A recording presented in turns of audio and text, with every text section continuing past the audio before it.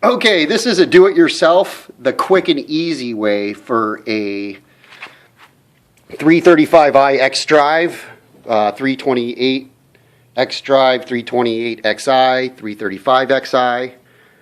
This is a 2009, so it's the XDRIVE instead of XI. Pretty much same thing. Anyway, I'm having these new CVs fail under load because I got them, the cheapest ones, off eBay. And it's not worth just buying these. You're just wasting your time and labor like I did. So, I'm going to turn a bad thing for me into a good thing for you. I'm going to show you a quick, easy way to remove these axles without having to take a whole bunch of other stuff apart.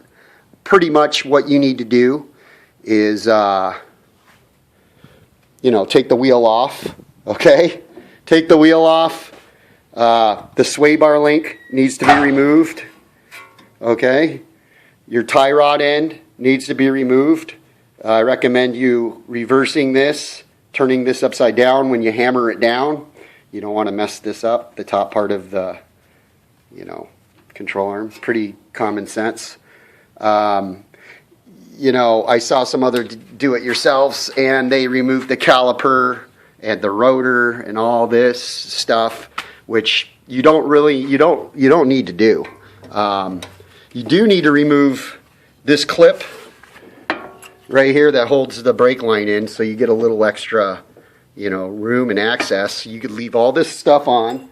Obviously, you're, with the 36 millimeter, you remove that. And I used this impact hammer to kind of chisel it out. It was not in for about, 50 miles, so it came out real easy. Or you can use a hammer. Just make sure you don't mess the threads up or it probably doesn't matter because you're going to be replacing it anyway. So anyway, the bottom line is the sway bar link, the tie rod end, this lower control arm, and that pin that holds this brake caliper line, the brake line in place. You don't need to remove the caliper, contrary to what other videos are going on. You don't need to remove any of that stuff. It's a waste of time. So that's pretty much it, man. You got your tie rod, your lower control arm, your sway bar link, and then that little clip thing, which you may not need to remove it. I just did it just because I figured when I pulled this out a little bit, it would, be a little easier for me. And then now I gotta get this out this way, which it has a pin, so it's going to be a pain in the ass because that has an extra thick C-clip in it, which I highly recommend you using your OEM C-clip because it'll save you a lot of time getting it in and probably getting it out. That's what I did for the other side, which the other side's bad as well. Actually, the other side has a split in the boot and it's already leaking. I have less than 10 miles on that one. So basically what I'm doing is I'm taking these axles out until I get the new OEM ones. I'm putting this OEM one back in just so it keeps the seal sealed, okay? I'm leaving this half shaft off. I'm not gonna, because this is extra weight, takes horsepower away when it rolls.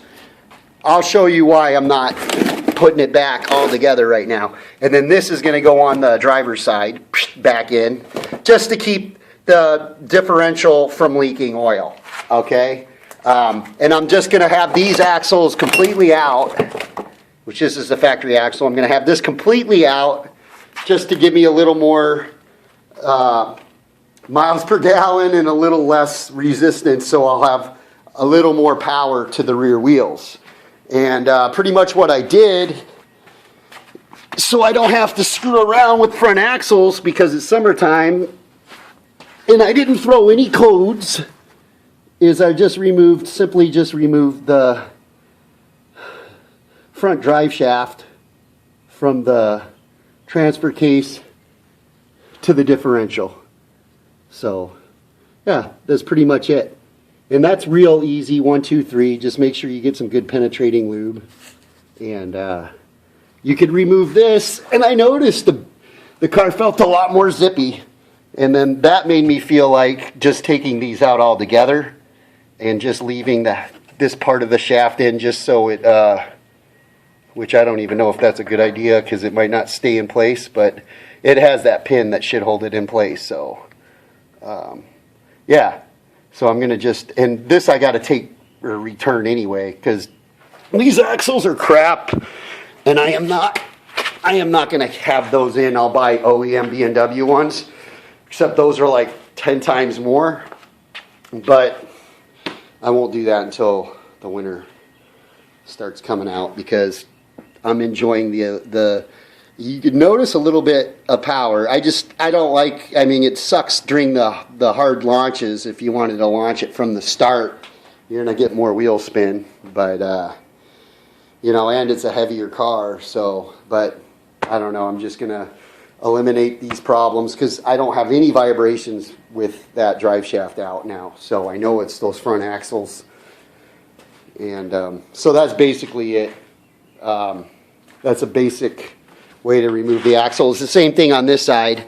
This clip, that control arm could stay. You got your sway bar link that needs to be removed right there, and you got your tie rod that needs to be removed, and then you got your lower control arm right here that needs to be removed. And then pretty much you could get the axle out. You don't have to take the rotor and caliper and all that other stuff out like they say. And I'm painting that back. It looks kind of cheesy blue, but yeah, that's it, man. So,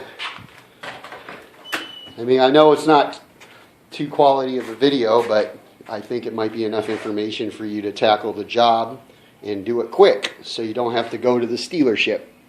I hope it helps, and you guys have a great day.